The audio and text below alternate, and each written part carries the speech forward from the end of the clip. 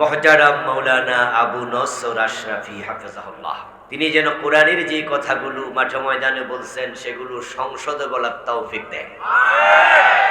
আপনারা ইতিমধ্যে শুনেছেন হয়তো কেউ কেউ, উনি উনার এলাকার সংসদীয় আসনে উনি ইনশাআল্লাহ সংসদ সদস্য পদে প্রতিদ্বন্দ্বিতা করছেন।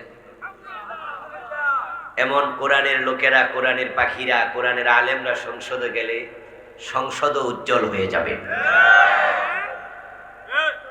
ধন্য সে এলাকার মানুষ যারা এমন সন্তানদেরকে তাদের এমপি বানানোর সুযোগ পাচ্ছে।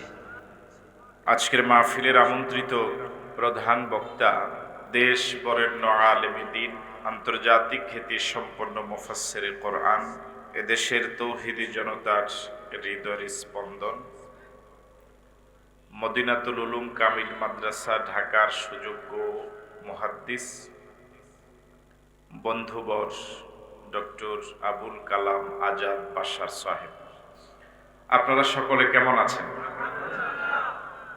আমরা আল্লাহ সুবহানাহু ওয়া তাআলার দরবারে শুকরগুজার হচ্ছি যে মহান মুনিব বড় দয়া করে আমাদেরকে সুস্থতার নিয়ামত দিলেন। সুস্থতা এটা মালিকের অনেক বড় দয়া। এটা কত বড় দয়া, অসুস্থ না হলে সুস্থতার কদর বোঝা বড় কঠিন। যে সময় আমরা মাহফিলে বসা, এ সময় অসংখ্য মানুষ, নারী পুরুষ শিশু বৃদ্ধ হাসপাতালে মারাত্মক অসুস্থতা নিয়ে আছে।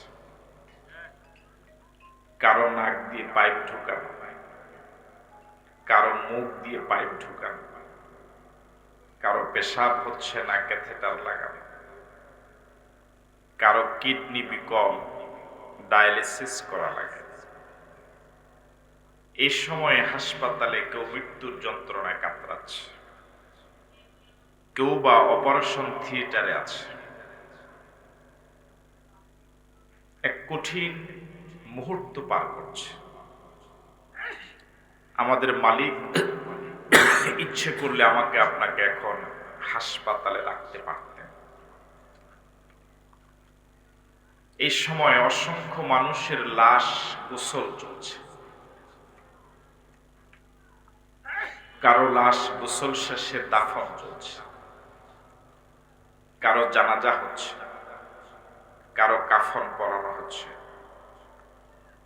কাউকে দাফন শেষ করে আপনজনেরা বাড়ির উদ্দেশ্যে রওনা হয়েছে। এই সময় কত মানুষ রোড অ্যাক্সিডেন্টে হাত পা হারিয়ে ফেলেছে। এই অবস্থাগুলো আমার আপনার জীবনেও আসার সম্ভাবনা ছিল। আমি আপনি এখন লাশের খাটে উঠতে পারতাম, কবরের যাত্রী হতে পারতাম, জানাজার সামনে থাকতে পারতাম। মালিক দয়া করে মায়া করে আমাকে আপনাকে হাসপাতালে না নিয়ে, লাশের খাটে না উঠিয়ে একটি জান্নাতি পরিবেশের সুন্দর আয়োজনে আমাদেরকে শরীক হওয়ার সুযোগ দিলেন সুস্থতার নেয়ামতের সাথে। এটা কি আমাদের প্রতি মালিকের ছোট দয়া না অনেক বড় দয়া? দয়াটা যত বড় আপনার বিবেচনায়, রব্বুল আলামিন যতটুকু শক্তি আমাকে আপনাকে দিয়েছেন, আসুন আমরা সে মালিকের শুকরিয়া আদায় করি, মন থেকে পড়ি আলহামদুলিল্লাহ। রব্বানা লাকাল হামদ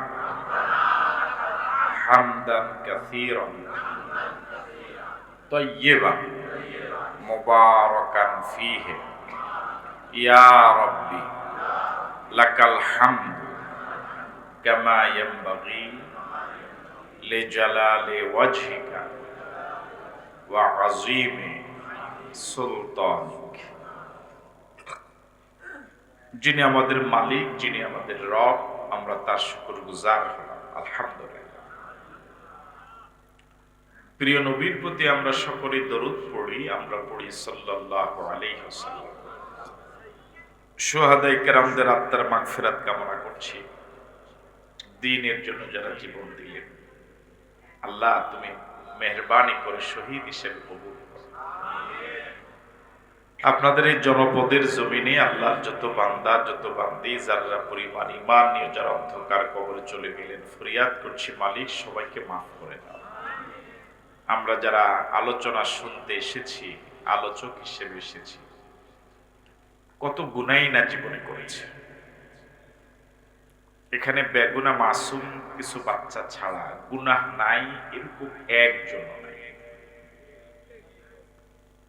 কারো গুনার কথা অপরজন জানে না, আমার গুনার কথা আপনারা জানেন না, আপনাদের গুনার কথা আমি জানি না।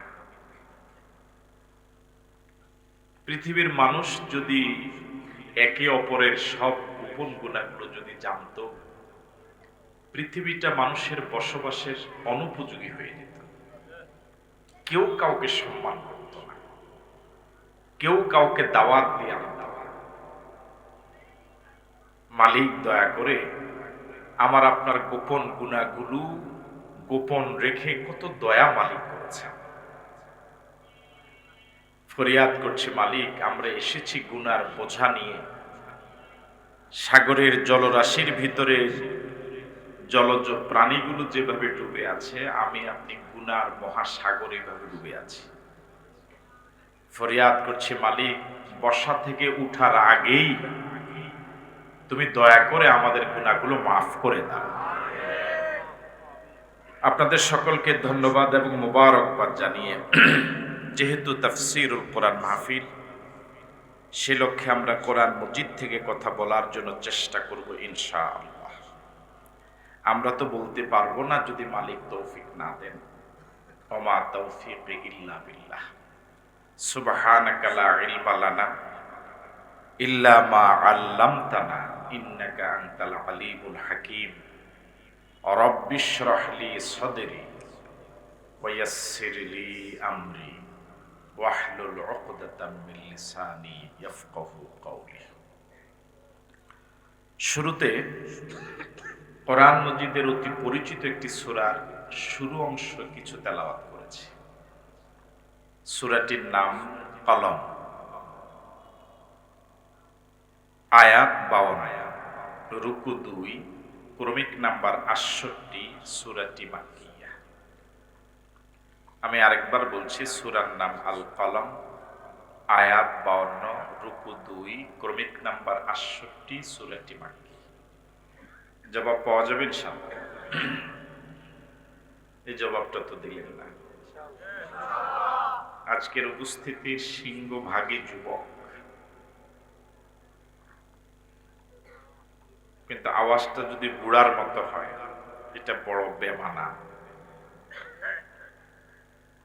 আমরা যে সূরা থেকে কথা বলবো ইনশাআল্লাহ, ওই সূরার নাম সবাই বললেন না, সূরার নাম আরেকবার, আয়াত 52, আয়াত, রুকু 2, রুকু কত? ক্রমিক নাম্বার 68, সূরাটি মাক্কি না মাদানী? এবার এভাবে বলুন, কোরআন মজিদের 68 নম্বর সূরায় কয়টি আয়াত? ওই সূরায় কয়টি রুকু? ওই সূরাটি মাক্কি না মাদানী?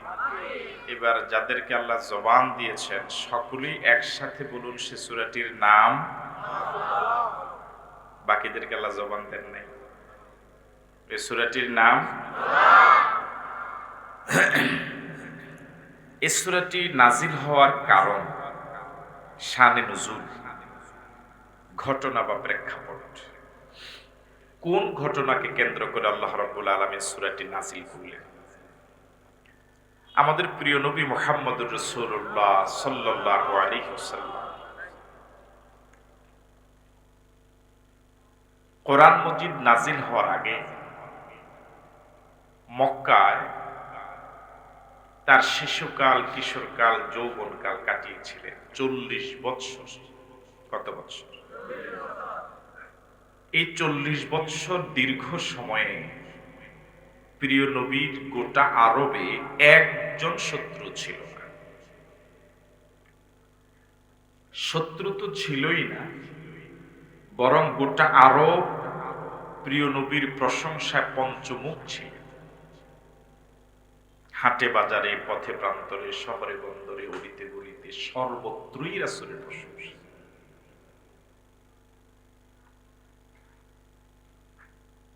প্রিয় নবী তাদের কাছে এত বিশ্বস্ত ছিলেন, মক্কার কাফের এবং মুশরিকেরা প্রিয় নবীকে আল আমিন উপাধি দিয়েছে, পরম বিশ্বস্ত, সবচেয়ে আস্থাশীল মানুষ। আছেন আপনারা? গেছে গেছে অনেকে বলে। মক্কার কাফের এবং মুশরিকেরা আবু জেহেলকে নেতা মানত। তৎকালীন মক্কার ওই রাষ্ট্রের মাতবার ছিল আবু জেহেল, আবু লাহাব। মক্কার এই লোকেরা আবু জেহেলকে নেতা মানত, কিন্তু আবু জেহেলকে আস্থাশীল মানুষ মনে করত না।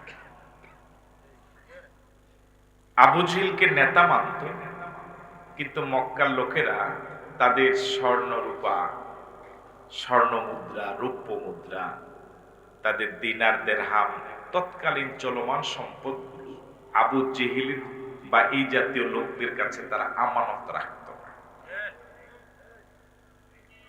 আব্দুল্লাহর এতিম ছেলে মুহাম্মদ সাল্লাল্লাহু আলাইহি ওয়াসাল্লামের কাছেই তারা তাদের সম্পদগুলো আমানত রেখে নিশ্চিন্তে ঘুমাত। সুবহানাল্লাহ। শুনতেছেন আপনারা?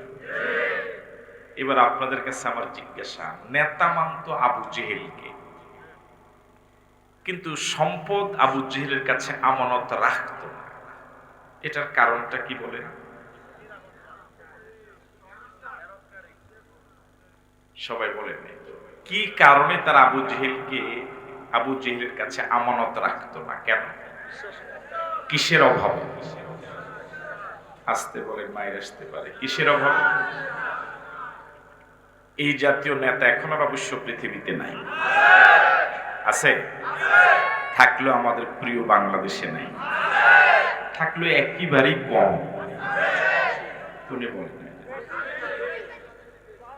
আমাদের দেশে একেবারে কম না? বেশি? আওয়াজ তো এখনো বেশি হয় নাই। কম না বেশি? দেখা হয় মাঝে মাঝে। কি নির্লজ্জ, কি বেহায়া, কি বেশরম, যে আমার কর্মী ও আমাকে আস্থাশীল মানুষ মনে করে না। এর থেকে লজ্জাজনক আর হতে পারে?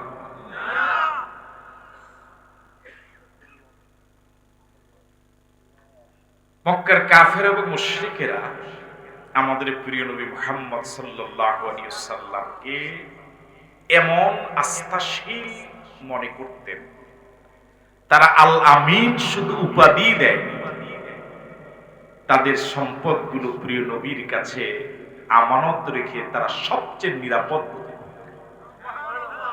সুবহানাল্লাহ। সময়ের ব্যবধানে এই লোকগুলোই রাসূল কেমন আমানতদার ছিলেন, এই লোকগুলোই রাসূলকে জন্মভূমিতে থাকতে দেয়নি।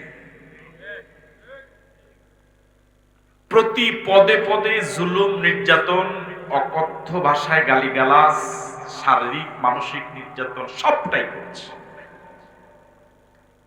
মক্কায় রাসূলের বাবার বাড়ি, দাদার বাড়ি, নিজের বাড়ি, শ্বশুর বাড়ি, সেখানে থাকতে দিবে না। দারুণ দোয়ায় তারা সংসদ অধিবেশনে সিদ্ধান্ত নিল রাসূলকে হত্যা করার। 100 যুবককে রিক্রুট করা হলো বিভিন্ন গোত্র থেকে, তাদের দৃষ্টিতে সবচেয়ে সাহসী এবং চৌকস। 100 লাল ওট ঘোষণা করা। যুবক পাওয়া গেল। প্রিয় নবীর জীর্ণ শীর্ণ কুটিরের চারপাশে ওই হত্যার নিয়তে আসা লোকগুলো দাঁড়িয়ে। আল্লাহ রাব্বুল আলামিনের নির্দেশে রাসূল নিজের হুজরা থেকে বের হয়ে মদিনার উদ্দেশ্যে রওনা হবেন। চাচাতো ভাই আলী রাদিয়াল্লাহু তাআলা আনহুকে কাছে ডাকলেন। নিজের খাটে, নিজের বেডে, নিজের চাদর মুড়ি দিয়ে শুয়ে থাকতে বললেন। আর একটি তালিকা ধরিয়ে দিলেন হযরত আলী রাদিয়াল্লাহু তাআলা হাতে। বলেন, আলী, আমি চলে যাচ্ছি, এই তালিকাটা তোমার হাতে দিলাম। এই তালিকায় ব্যক্তিদের নাম এবং তাদের গচ্ছিত সম্পদের বিবরণ আছে। এই সম্পদগুলো তোমার হাতে দিয়ে দিলাম। আমি চলে যাচ্ছি, তালিকা অনুযায়ী ওই ব্যক্তিদের প্রাপ্য আমানতটা তাদের কাছে পৌঁছায়।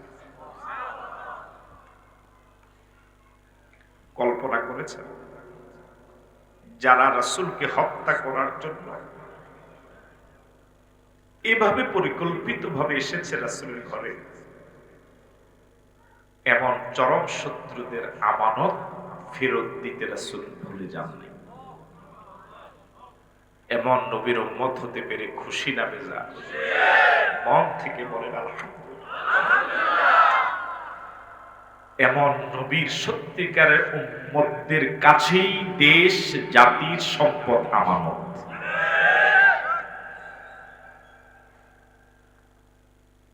রাসূলের সত্যিকার উম্মতদের কাছেই দেশের স্বাধীনতার গ্যারান্টি।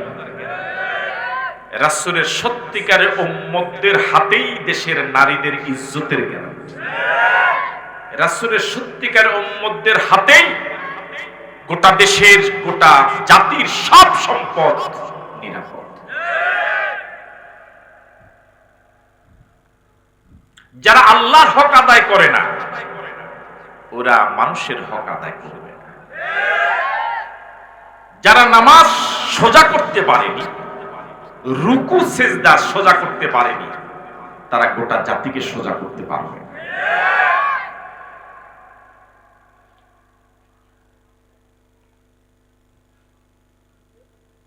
রাসূল করিম সাল্লাল্লাহু আলাইহি ওয়াসাল্লাম 40 বছর পর্যন্ত মক্কার লোকদের চোখের সুরমা ছিলেন, মাথার তাজ ছিলেন, জনপ্রিয়তা ছিল আকাশ ছোঁয়া। যেই না মাত্র কোরআন মজিদ নাজিল হল, দাওয়াত কাজ শুরু করল, জনপ্রিয়তায় ধস না। এতদিন যারা প্রশংসা পঞ্চমুখ ছিল, তারাই চরম বিরোধিতা শুরু করেছে।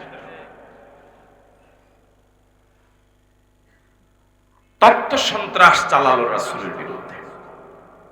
রাসূলকে কবি বলেছে, গণক বলেছে, জাদুকর বলেছে, পাগল বলেছে। নাউজুবিল্লাহ।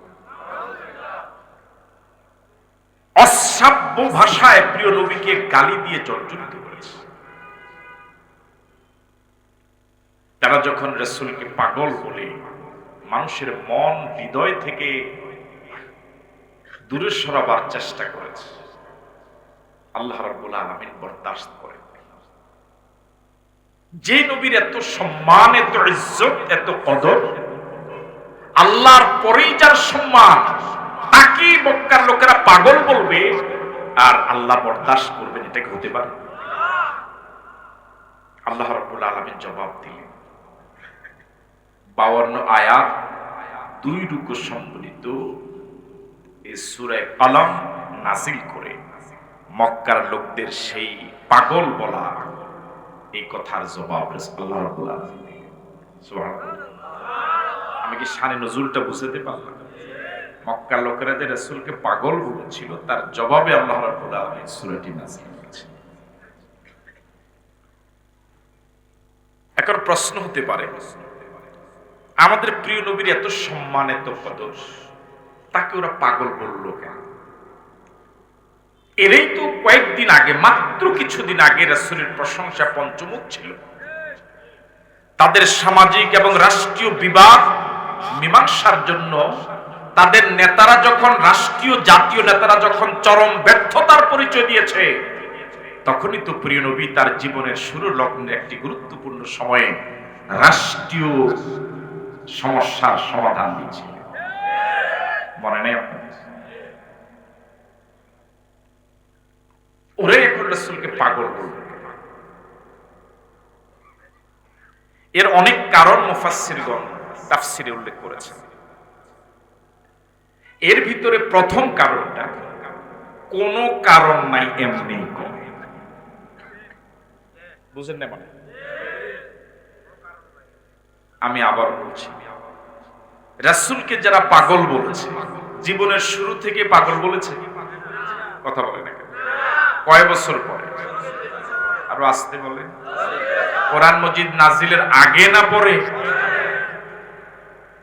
কোরআন মজিদ নাজিল হওয়ার পরে যারা পাগল বলেছে, এর কারণ তাফসিরে মুফাসসিরগণ অনেক বলেছেন, বিভিন্ন কারণে বলেছে।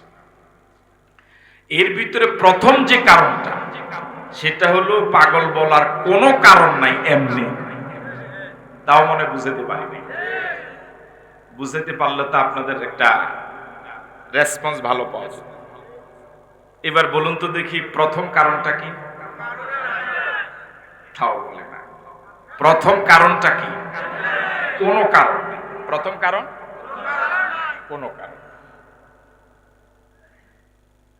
এবার আবার জিজ্ঞেস করি, সকলে একসাথে জবাব দিন। রাসূলকে পাগল যে তারা বলেছে, এর কারণ এক না একাধিক তাদের দৃষ্টিতে? এর ভিতরে প্রথম কারণ, তাও প্রথম কারণ। আর যদি আরো সহজ ভাষা, আপনাদের আঞ্চলিক ভাষায় যদি বলেন, তাহলে কি হবে?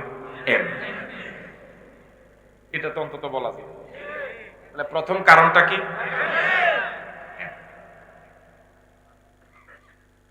প্রায় ১৫০০ বছর আগের সেই লোকগুলোর যোগ্য উত্তরসূরি একেবারে খাস লোক এখনো দেশে আছে।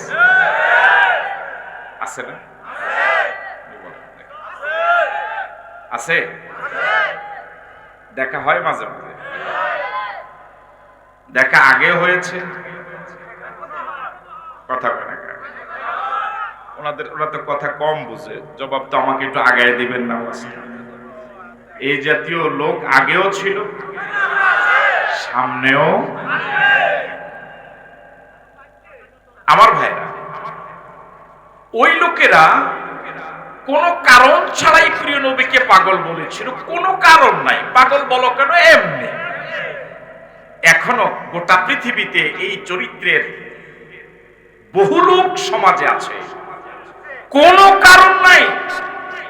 দেশপ্রেমিক, সত্যিকারে ওলামায়ে কেরাম, হক্কানি পীর মাশায়েখ, একামতে দ্বীনের লোক, যারা দুর্নীতির সাথে জড়িত নয়, চুরি ডাকাতি, জেনা ব্যভিচার, সন্ত্রাস, মাস্তানি, চাঁদাবাজি, ইফটিজিং, ডাইল, গাঁজা, হেরোইন, বাবা, ইয়াবা, দুর্নীতি, মিথ্যা কথা, মিথ্যা মামলা, মিথ্যা সাক্ষী, মিথ্যা রায়, এই জাতীয় অপরাধের সাথে জড়িত নয়। গোটা জাতি জানে, গোটা দেশ জানে, এরা দুর্নীতিমুক্ত, গোটা পৃথিবী জানে।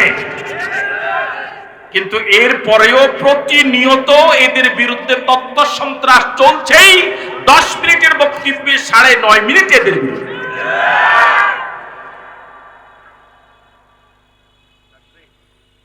যদি জিজ্ঞেস করেন কেন বিরোধিতা, মজা লাগে। কি লাগে? আপনাদের কাছে মনে হয় এখন মজা লাগে না? কি লাগে? কিছু মানুষ তো আছে যার গায়ে অ্যালার্জি, ওরা রোদ্রে গেলে অ্যালার্জিটা কমে। ওনারা এখানে আছে, বুঝা যায়। যাদের শরীরে চুলকানি, অ্যালার্জি, ওরা রোদ্রে গেলে, সবাই বল, চিংড়ি মাছ খেলে, হাঁসের ডিম, গরুর গোশ, আর কি বেগুন, মানে যার কোনো গুণ নাই। বেগুন মানে যার কোনো কি নাই, খেলে শুধু চুলকায়। তো কিছু মানুষ আছে যাদের শরীরে অ্যালার্জি, এইগুলো খেলে অথবা রোদ্রে গেলে, আগুনের কাছে গেলে অ্যালার্জি বাড়ে। আবার কিছু লোক আছে এরকম যাদের শরীরে অ্যালার্জি নাই, কিন্তু আরেকজনের উন্নতি দেখলেই তার অ্যালার্জি চায়। হ্যাঁ, এটা কি তার শরীরে আগে থেকে অ্যালার্জি ছিল?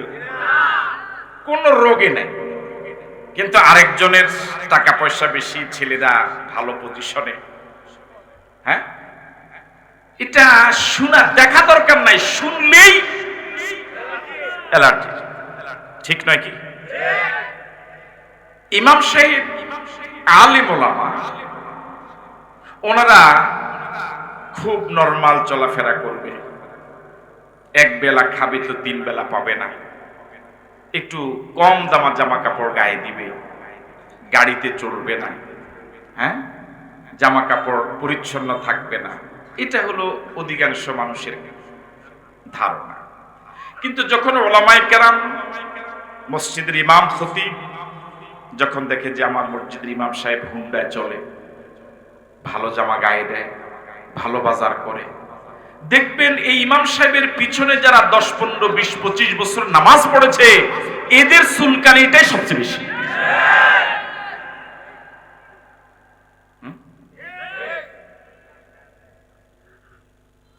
না যে ওলামায়ে কেরাম শুধুমাত্র আমরা মাতবাড়ি করব, ওরা আমাদের মাতবাড়ি শুনবে। আছেন আপনারা, গেছেন না? যে ওদের ধারণা যে এদেশের ওলামায়ে কেরাম ওরা শুধু আমাদের ক্ষমতায় যাওয়ার সিঁড়ি হিসেবে ব্যবহৃত। সিঁড়ি বুঝেন? চগম আর কি কয়, মই, সংজ্ঞাও মনে হয় কয়, সংজ্ঞা কয় না? যে আমরা শুধু মাতবাড়ি করবই, ওরা শুধু আমাদের মাতবাড়ির শিকার। যখনই কোন ওলামায়ে কেরাম মাতবাড়ি নয় বরং জনগণের খেদমত করার জন্য চিন্তা করে, সিদ্ধান্ত নেয়, তখন এদের ঘুম হারাম হয়ে যায়। ওদের চুলকানি শুধু বাড়ে না, মানে চুলকানির সাগরে ডুবে ডুবতে।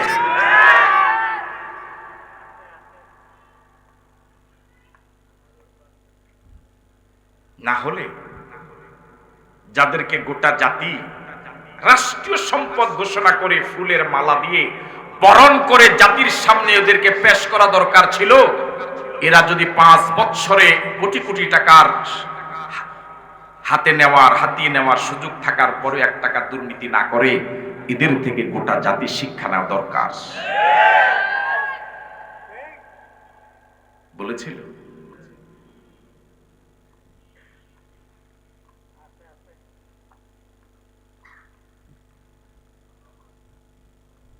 ভাইরা, আবু জেহেল মরে গেছে বহু আগে, তার উত্তরসূরি কিয়ামতের পর্যন্ত থাকে। সারা পৃথিবীর সব দেশের লবণ এর মজা যেরকম একই রকম, বুঝতেছেন? গোটা পৃথিবীর সব দেশের হলুদের কালার যেমন একই রকম, গোটা পৃথিবীর সব দেশের মরিচের ঝাল যেমন একই রকম, গোটা পৃথিবীর সব দেশের চিনির মজা যেমন একই রকম, গোটা পৃথিবীর সব আবু জেহেলদের উত্তরসূরির চরিত্র একই রকম।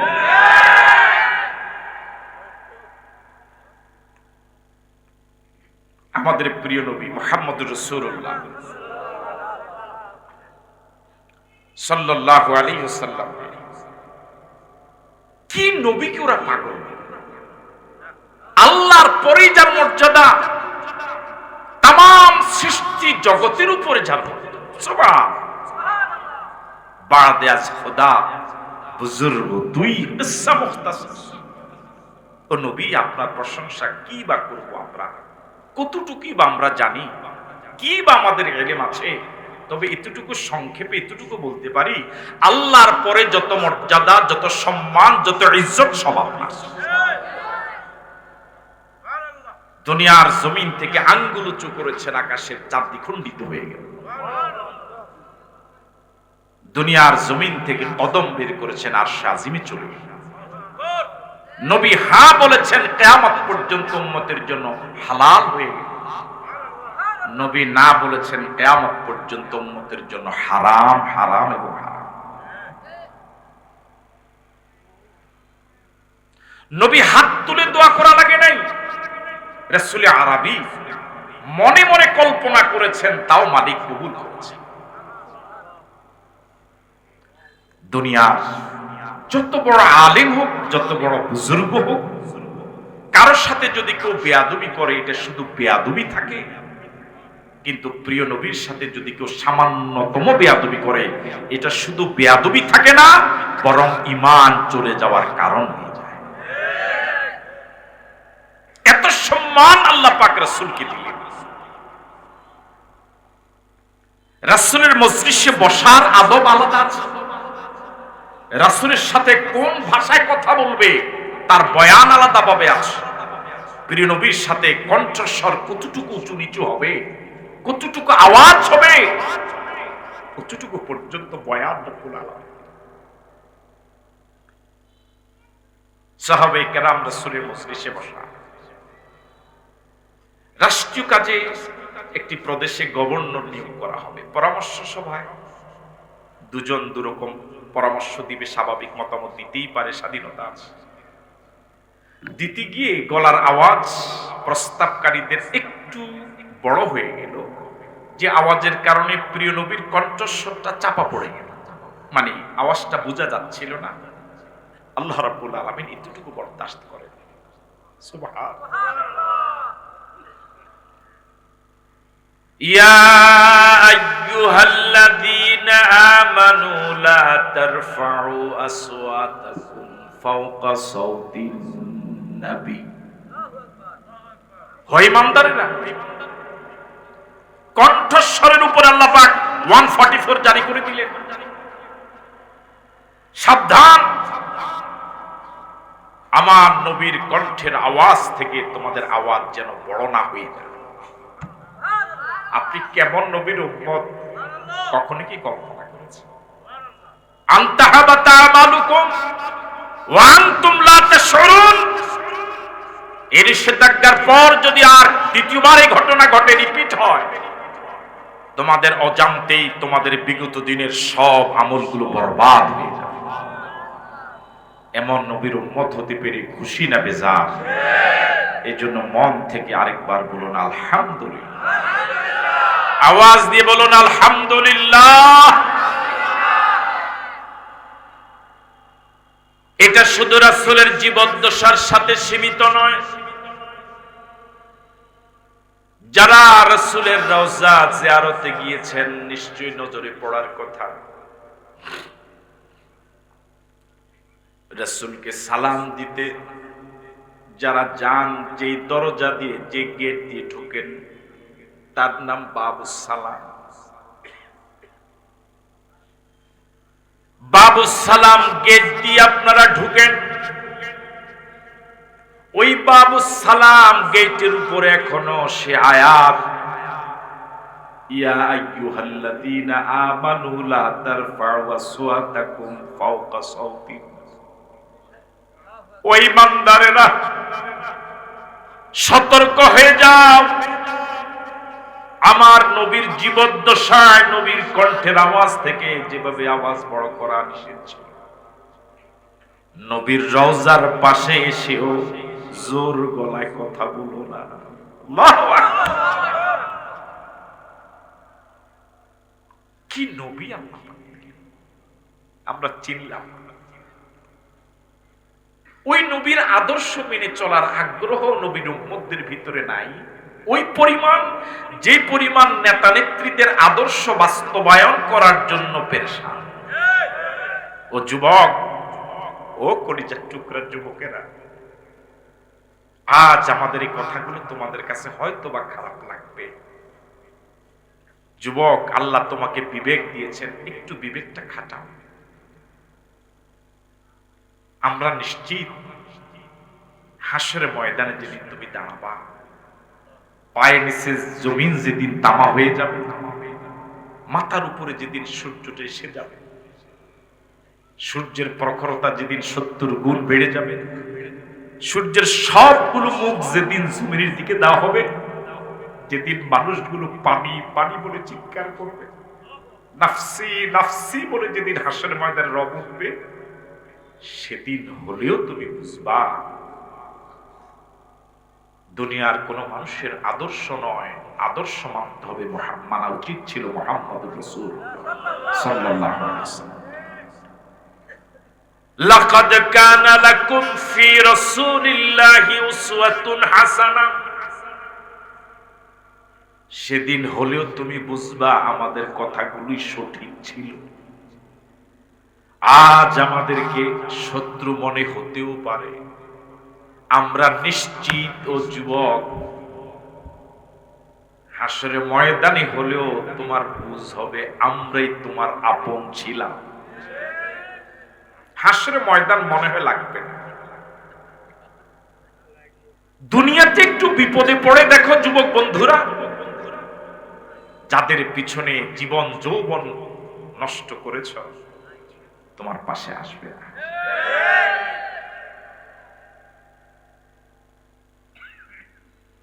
যাদের পিছনে জীবন যৌবন নষ্ট করেছ, সে তোমাকে সুযোগ থাকার পরে একটা চাকরি দিবে না। তার কারণ তোমাকে চাকরি দিলে তার মিছিলের লোক পাওয়া যাবে না।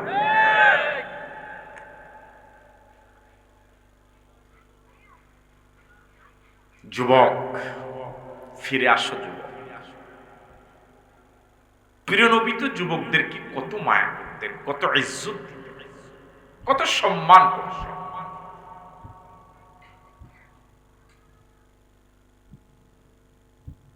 আল্লাহর নবী মজলিসে বসা, সাহাবায়ে কেরামের আগমনে মজলিস টইটম্বুর, নতুন আগন্তুকের কোনো বসার জায়গার ব্যবস্থা ছিল না। এমন সময় আসলেন যুবক জারির রাদিয়াল্লাহু তাআলা আনহু। আল্লাহর নবীর নজর এড়ালো না। রাসূল আরবী, কুল কায়নাতের নবী, तमाम জগতের নবী মুহাম্মদুর রাসূলুল্লাহ সাল্লাল্লাহু আলাইহি ওয়াসাল্লাম নিজের গায়ের চাদর ভাঁজ করে জারিরকে উপহার দিলেন। সুবহানাল্লাহ। বললেন, জারির, এই চাদর বিছিয়ে তুমি বসো। যুবক জারির রাদিয়াল্লাহু তাআলা আনহু আল্লাহর নবীর কাছ থেকে পাওয়া গোটা পৃথিবীর সবচেয়ে দামি উপহার রাসূলের চাদর মুবারক ভাঁজ করলেন, বুকে নিলেন, চুমু খেলেন, আর দোয়া করলেন, আকরামাকাল্লাহ কামা আকরামতানি ইয়া রাসূলুল্লাহ। ও প্রিয় নবী, আপনার সামনে কত বয়োবৃদ্ধ, কেন বৃদ্ধ সাহাবায়ে কেরাম বসা, জলিলুল কদর অসংখ্য সাহাবায়ে কেরাম বসা, আমি ছোট্ট এক জারির। এত সম্মানিত সাহাবায়ে কেরামের সামনে আমাকে সম্মান না দিলেও পারতেন। আপনি আমাকে যেভাবে সম্মানিত করলেন, আমি দোয়া করি আল্লাহ আপনার ইজ্জত আরো বাড়াইয়া দিক। ও যুবক, কেমন নবীকে বাদ দিয়া কার পিছনে ঘুরো? উদাত্ত আহ্বান জানাই, নবীর আদর্শকে মেনে নাও, নবীর আদর্শের পথে হাঁটো।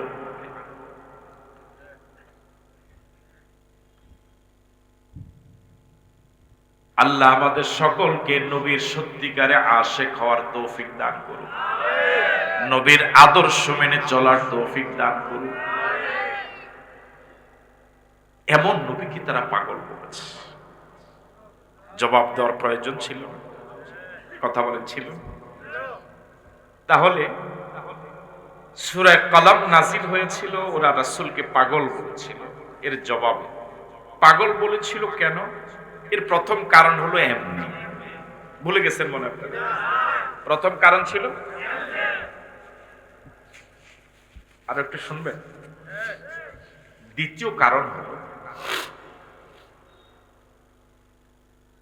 রাসূল যখন এই কোরআন মজিদের দাওয়াত দেওয়া শুরু করলেন, একটু কল্পনা করেন, থাকেন এটা কোন গ্রাম? বড়তলায়।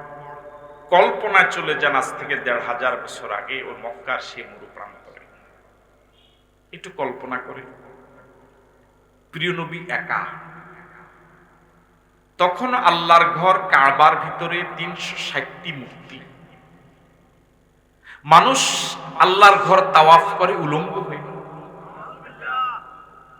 মানুষগুলো এত হিংসুটে, এত হিংসাত্মক, এত ঝগড়াটে, সামান্য সুতানাতা বিষয়ে ঝগড়া লেগে বছরের পর বছর নয়, ৪০ বছর পর্যন্ত বংশানুক্রমিক ভাবে যুদ্ধ লেগেছিল। এরা হলো তারা। জীবন্ত কন্যা সন্তানকে ওরা হত্যা করে মাটি চাপা দিয়েছে। আইয়ামে জাহিলিয়াত, অন্ধকারাচ্ছন্ন রাষ্ট্র দেশ যারা, ওই সময়ে যখন গোটা পৃথিবী জাহালতের অন্ধকারে হাবুডুবু খাচ্ছে, নয় ডুবেই গিয়েছে। হাবুডুবু খাওয়া তো একবার ডুব দেয় আবার ভাসে, এরকম নয়, বরং ডুবেই গিয়েছিল। মানুষের নীতি নৈতিকতা, চরিত্র, মাধুর্যতা কিচ্ছুই ছিল না। গোটা পৃথিবী যখন খোদাদ্রোহীদের রাজত্বে পরিণত হল, ঠিক এমন সময় এক কঠিন মুহূর্তে প্রিয় নবী গোটা পৃথিবীর বিরুদ্ধে দাঁড়িয়ে একা হেরা পর্বত ওহী নাজিল হওয়ার পরে রাসূল ঘোষণা করলেন সাফা পাহাড়ে উঠে, ইয়া আইয়ুহান নাস কুলু লা ইলাহা ইল্লাল্লাহ তুফলিহুন। ও পৃথিবীর মানুষেরা, মেনে নাও, স্বীকার করে নাও, আল্লাহ ছাড়া কোনো ইলাহা নাই, কোনো আইনদাতা নাই, কোনো বিধানদাতা নাই, কোনো রিজিকদাতা নাই, ইবাদত বন্দেগী গোলামি পাওয়ার বিকল্প আর কেউ নেই। এটা এক বিপ্লবী ঘোষণা। বুঝেন বিপ্লবী ঘোষণা? লা, বর্তমান সমাজে রাষ্ট্র যা চলছে আমি একটা মানি না। ইবাদত বন্দেগীর নামে যা হচ্ছে, লা, আমি একটা মানি না। এটা কি সহজ ঘোষণা না বিপ্লবী ঘোষণা? বুঝাতে পারি না মনে হয়। এটা কি খুব সহজ না গোটা পৃথিবীকে চ্যালেঞ্জ করা? কাজটা কি সহজ ছিল?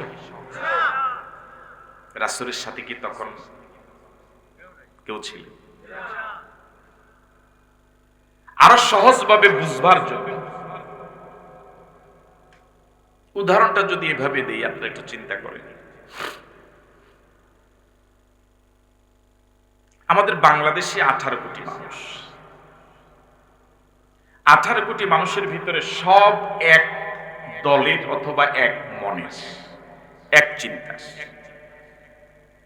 আপনি একা, আপনি 18 কোটি মানুষের মোকাবেলা একা দাঁড়িয়ে বড় তুলাতে আপনি একটা ঘোষণা দিলেন, যেটা 18 কোটি মানুষের কারোর সাথে চিন্তার সাথে কি নয়।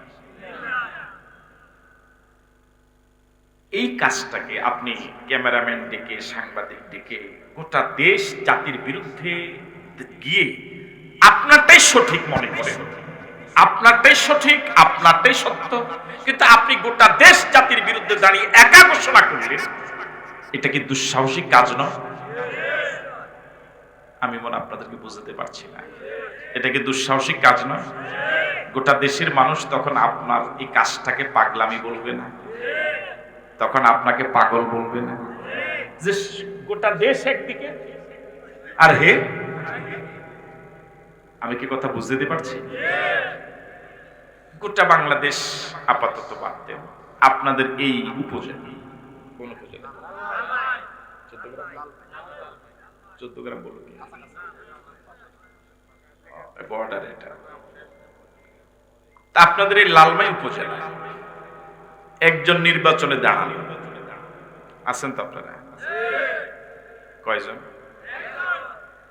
ওনার কর্মী নাই, ভোটার নাই, ক্যাম্পাসার নাই, পোস্টার লাগানোর লোক নাই, উনি কয়জন? আর এই উপজেলার ধরে নেন 5 লাখ মানুষ, সব একদিকে, আর উনি যদি এরকম কেউ দাঁড়ায়, 5 লাখ মানুষের মোকাবেলায় একজন দাঁড়ালো, এবার বলুন তো দেখি কাজটাকে আপনারা কি পাগলামি বলবেন? হ্যাঁ, আমি কি কথা বুঝতে পারছি? গোটা লালমাই উপজেলা নয়, শুধু আপনার গ্রামের, টোটাল গ্রামের বিরুদ্ধে গিয়ে আপনি যদি একা একটা বক্তব্য দেন পুরা গ্রামবাসীর বক্তব্যের বিরুদ্ধে গিয়ে, তাও তো গ্রামবাসী আপনাকে বলবে তো এটা কি করি, আমরা সবাই একদিকে। এবার গ্রাম থেকে চলে যান মসজিদ, এটা তো মানে মসজিদ, এই মসজিদে 200 মুসল্লি জুমাতে, ইমাম সাহেব একটা প্রস্তাব দিল অথবা মসজিদের সভাপতি একটা কথা বলল, 199 জনে সব একদিকে হয়ে গেল যে না, সভাপতির বক্তব্যটা ঠিক আছে, এটা আমরা এইভাবেই করব। আপনি একা ওই কোনাতে খাড়াই বললেন না, আমি এটা মানি না। কি নগদ না বাকি? হ্যাঁ, আপনার বিরোধিতা শুরু হবে। কথা বলে না কেন? কি কি বলবে একটু বলেন তো দেখি। আর কি বলবে? পুরা সমাজ আমরা একদিকে, তুই আরেক। আমি কি কথা বুঝতে পারলাম? এরকম ঘটনা কি ঘটবে? মাত্র 200 মানুষের মোকাবেলা আপনি একা ধরে নেন আপনারটাই সঠিক, এরপরে জনসংখ্যার ওই আধিক্যের কারণে, আধিক্যের চাপে যখন তারা সব একদিকে, আপনি চরম অসহায়, চরম অসহায়, চরম অবহেলিত, আপনারটাই সঠিক, এটাই বাস্তব, এরপরও এই মানুষের সংখ্যাধিক্যের চাপে আপনাকে এখানে চরম অসহায় মনে হবে। আপনার এই কাজটাকে মানুষ পাগলামি। আর একটু ছোট পরিসরে যাব, আপনার নিজের ঘরে চলে গেছেন মনে আপনারা, আপনার নিজের ঘরে। আগে তো পরিবার বলতে বুঝাতো মা বাপ ভাই বোন সবাই মিলে আমরা এরকম, আমরা ছোটবেলায় পরিবারের সংজ্ঞা পড়ছিলাম। এখন আর মা বাপ ভাই বোন এখন আর পরিবারের সংজ্ঞার ভিতরে নাই, এটা আলাদা হয়ে গেছে। আপনাদের এলাকায় কেমন জানি না। এখন পরিবার মানে শুধু আমি আর আমি, ডামি আর, বুঝেন না? আমি ডামি, জানেন না মনে হয়। এখন পরিবার মানে আমি আর আমি। যদি আমিও হয়, অর্থাৎ নিজের ওয়াইফ, নিজের ছেলে মেয়ে, এখানেও যদি আপনি একটা সঠিক সিদ্ধান্ত দিলেন, কিন্তু ঘরে তো আসলে আপনার কমান্ড বেশি এটা চলে না, এটা স্বীকার করে না, নাই করে। কথা কি সঠিক বলছে? এতক্ষণ উনি মাথায় নেই, আমি জোরে বলছি, এটা জোরে কম সঠিক। এখন আপনার এই হোম মিনিস্টার যিনি, ওনার মতের সাথে আপনার ছেলে 3 জন, মেয়ে 5 জন সব একমত হয়ে গেল, তখন আপনাকে খুব চরম অসহায় মনে হবে না? ওরা কিন্তু আবার আলাদা বসে বসে, হ্যাঁ আমরা সবাই একদিকে, আম্মা আমি সহ, আব্বা কামটা কি করে নাই। আমি কি কথা বুঝতে পারলাম?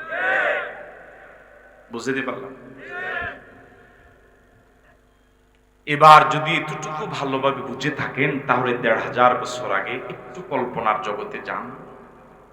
গোটা পৃথিবী একদিকে, গোটা পৃথিবী অন্ধকারে ডুবে আছে, আল্লাহকে চিনতই না।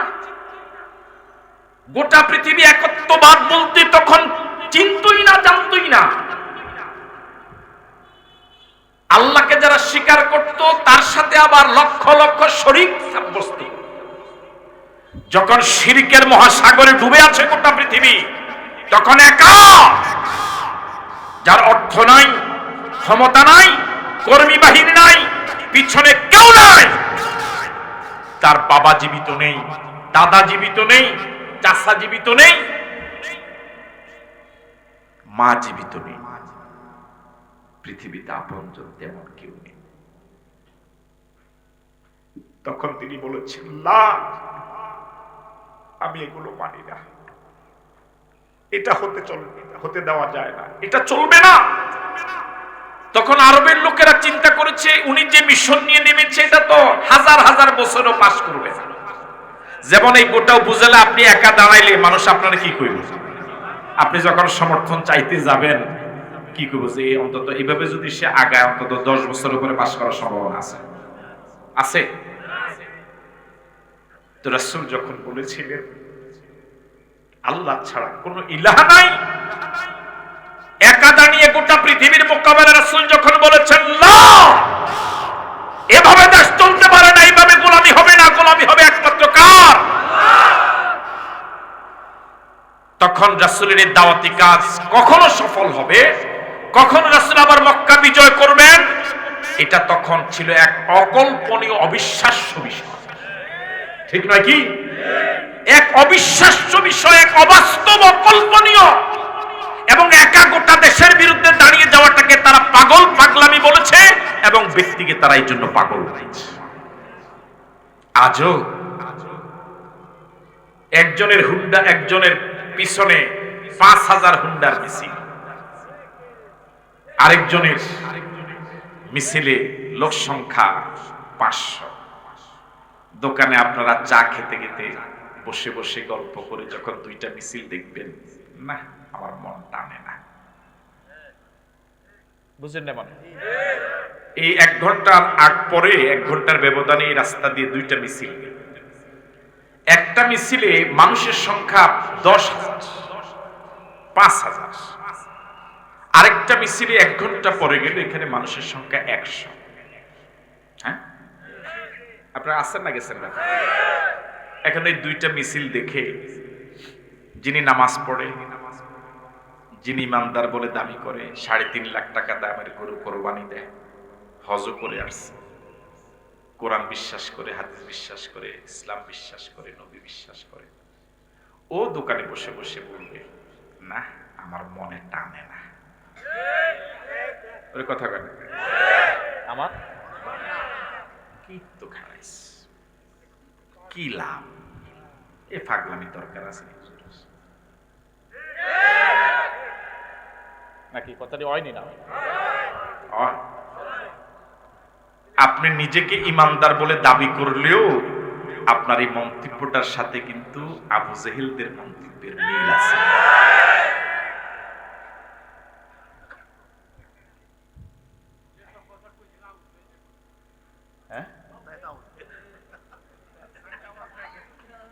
না, ভালো কথা কইছে। নুন ওয়াল কলামি ওয়া মা ইয়াসতুরুন, 52 আয়াত সম্বলিত সূরাটা রব্বুল আলামিন শুরু করলেন একটা অক্ষর দিয়ে। বলুন সবাই তেলাওয়াত করুন। ওয়াল কালামি ওয়া মা ইয়াসতুরুন, কলমের শপথ এবং কলম দিয়া লেখকরা যা লেখে তার শপথ। আল্লাহ পাক কলমের শপথ করে বলেন, কলম দিয়া লেখকরা যা লেখে, অনেক তাফসীর, অনেক ব্যাখ্যা, দীর্ঘ ব্যাখ্যার বিষয়, আমরা ওদিকে গেলাম না, যাওয়ার সময়ও নাই। মা আনতা বিনি'মাতি রাব্বিকা বিমাজনুন, মা আনতা বিনি'মাতি রাব্বিকা বিমাজনুন। নবী হে, ওরা আপনাকে পাগল বলে, আপনার কাজটাকে পাগলামি বলে। আমি আল্লাহ কি বলি সেটা শুনুন। দুনিয়ার মানুষ সবাই মিলে কি বলে এটা শোনার প্রয়োজন নাই, আমি আল্লাহ কি বলি এটা দরকার। মা আনতা বিনি'মাতি রাব্বিকা বিমাজনুন, নবী হে, ওরা আপনার মতো নবীকে ওরা পাগল বলে।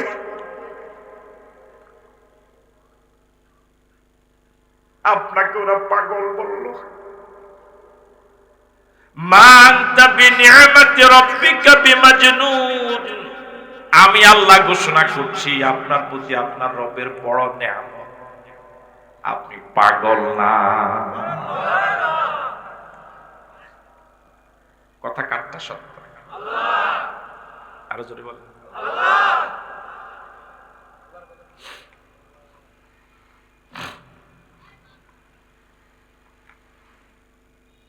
ওয়ামান আসদাকু মিনাল্লাহি হাদিসা, ওয়ামান আসদাকু মিনাল্লাহি কিলা, আল্লাহ থেকে অধিক সত্যবাদী আর কে হতে পারে?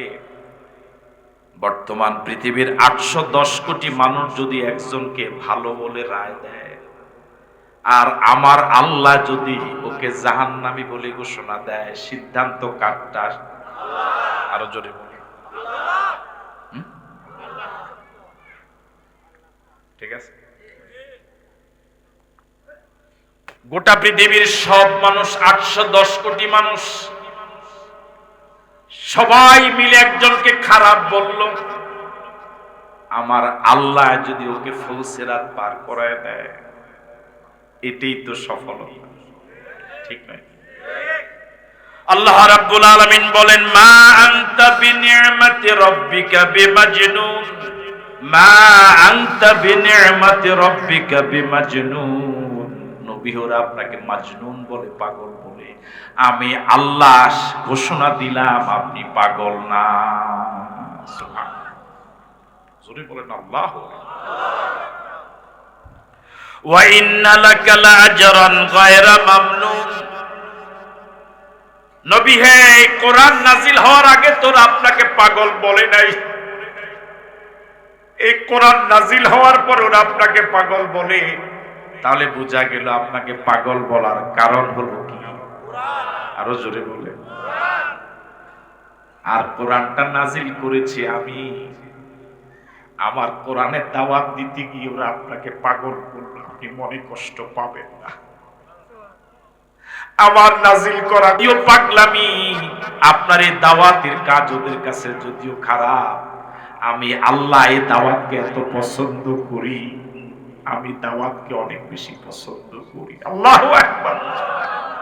ওদের কাছে কোরআন মজিদের দাওয়াতটা অনেক ঘৃণিত, অনেক ঘৃণিত পাগলামি কাজ।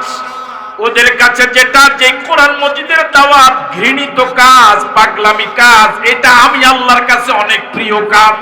আল্লাহু আকবার বলবেন। এই জন্য আল্লাহ রাব্বুল আলামিন বলেন, ওয়া ইন্না লাকা লাআজরান গায়রা মামনুন। কোরআন মজিদের দাওয়াতের কারণে ওরা আপনাকে পাগল বলেছে, ওরা ওদের কাজ করেছে। আর আমার নাজিল করা কোরআনের দাওয়াত দেওয়ার কারণে আমি কি করব সেটা শুনুন। আমি আপনাকে এমন পুরস্কার দেব যে পুরস্কারের শেষ হবে না। পাগলামির কারণে কেউ কি পুরস্কৃত হয়? হয়? কোরআনের দাওয়াত দেওয়ার কারণে ওরা আপনাকে পাগল বলেছে, ওদের কাজ ওরা করেছে। কুকুরের কাজ কুকুর করেছে, কামড় দিয়েছে পায়, তাই বলে কি কুকুরকে কামড়ানো মানুষের শোভা পায়? আমি আল্লাহ কোরআন নাজিল করেছি, এই কোরআনের দাওয়াত আপনি দিচ্ছেন, পাগলামি পাগল গালি শুনছেন। আমি আল্লাহ এই দাওয়াতের বিনিময়ে আপনার জন্য কি ঘোষণা করছি সেটা শুনুন।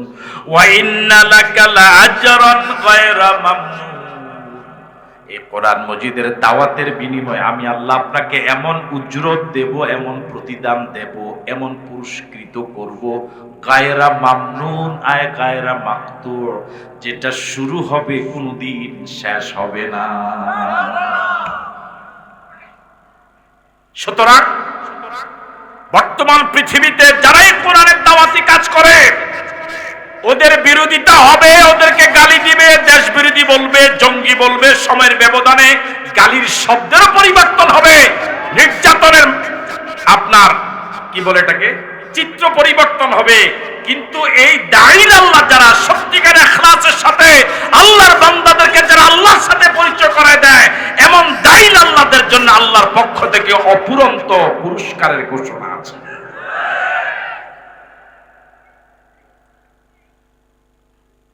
ওয়া ইন্না লাকা লাআজরান গায়রা মামনুন, ওয়া ইন্না লাকা লাআজরান গায়রা মামনুন।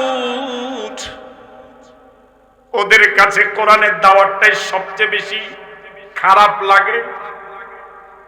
আমার ভাইরা, এখনো দেখেন, আপনি যদি শুধু নামাজ পড়েন, রোজা রাখেন, হজ যাকাত জিকির আজকার তাসবিহ তাহলিল ঠিলা কুলু কেশরা কাবিন চাষ তাহাজ্জুদ, আপনি এই ইবাদত বন্দেগীর মধ্যে যদি মত্ত থাকেন, লিপ্ত থাকেন, এটা অবশ্যই জরুরি, কোনো সন্দেহ নাই, অবশ্যই লাগবে। অবহেলা করার সুযোগ নাই, হালকা করে দেখার সুযোগ নাই, আপনার বিরোধিতা হওয়ার কোনো সম্ভাবনা নাই।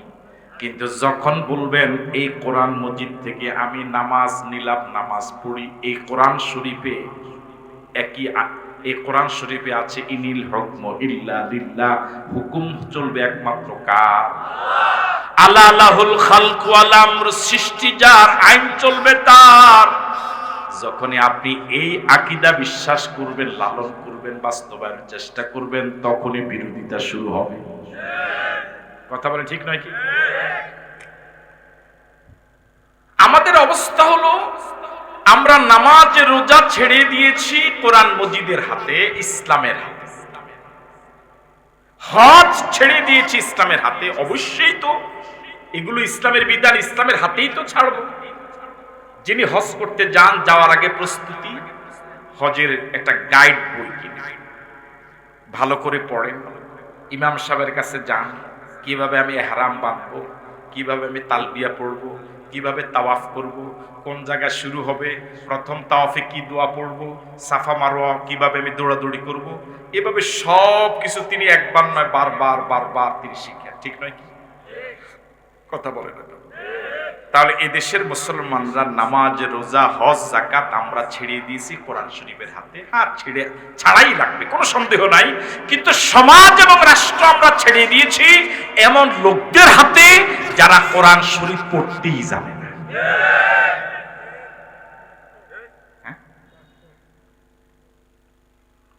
কোরআন শরীফ পড়তেই জানে না। وَإِنَّكَ لَعَلَى خُلُقٍ عَظِيمٍ وَإِنَّكَ لَعَلَى خُلُقٍ عَظِيمٍ وَإِنَّكَ لَعَلَى خُلُقٍ عَظِيمٍ। নবী হে, কোরআন মজিদের দাওয়াত দেওয়ার ফলে ওরা আপনাকে পাগল বলে মনে কষ্ট দিল, আপনার বিরুদ্ধে তথ্য সন্ত্রাস চালালো। আমি আল্লাহ আপনার ব্যাপারে ঘোষণা করছি, ওয়া ইন্নাকা লাআলা খুলুকিন আযীম, আপনি সর্বোত্তম চরিত্রের আধার। আল্লাহু আকবার। এর থেকে উন্নত চরিত্র হওয়া তো দূরের কথা, কল্পনাই করা যায় না। আযীম, যার উপরে আর উপর হতেই পারে। ওরা পাগল বলে আর আল্লাহ কি সার্টিফিকেট দিচ্ছে। আল্লাহু আকবার। দুনিয়ার রায় দিয়ে বিদায় করে দিয়েছ হয়তোবা,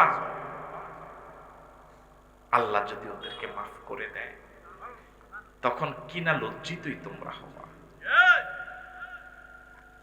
ওয়া ইন্নাকা লাআলা খুলুকিন আযীম ওয়া ইন্নাকা লাআলা খুলুকিন আযীম। কি চরিত্র দিলেন আল্লাহ পাক প্রিয় নবীকে। হযরত আনাস রাদিয়াল্লাহু তাআলা আনহু, বাসার ভাইকে নিয়ে আসেন। 10 বছর বিরতিহীনভাবে আল্লাহর নবীর খেদমতে ছিলেন। বয়স কম, বসতে বললে দাঁড়াবার বয়স, ডানে যেতে বললে বামে যাওয়ার বয়স। তিনি বলেন, টানা 10 বছর প্রিয় নবীর খেদমত করেছি, একদিনের জন্য রাসূল ধমক দিয়ে কথা বলেন নাই। ও যুবক, ও কলিজার টুকরা যুবক, কাকে নেতা মানো, কার আদর্শের পিছনে ঘুরো এমন নবী বাদ দিয়ে? তোমার বিবেক গেল কোথায়? ওয়া ইন্নাকা লাআলা খুলুকিন আযীম ওয়া ইন্নাকা লাআলা খুলুকিন আযীম ওয়া ইন্নাকা লাআলা খুলুকিন আযীম। ওরা আপনাকে পাগল বলেছে আর আমি আপনাকে গোটা পৃথিবীর সর্বোত্তম চরিত্রের আধার বানিয়ে দিয়েছি।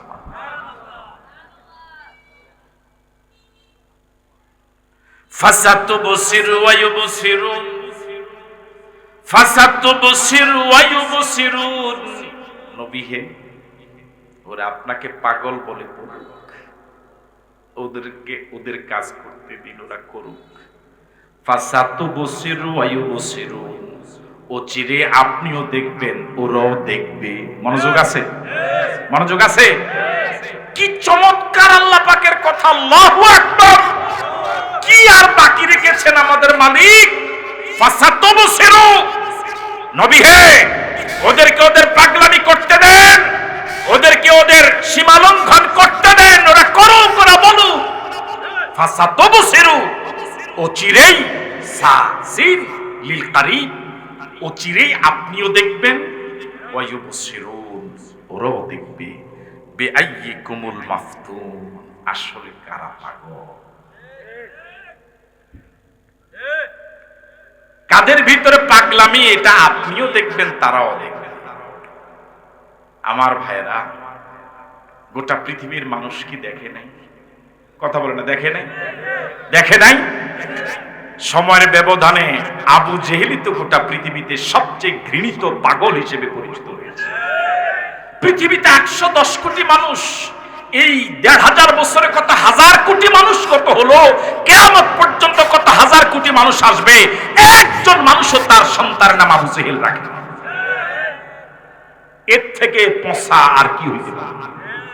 পচে নাই, আধা আধা পুরা তো আওয়াজ দেন না, আধা পুরা না।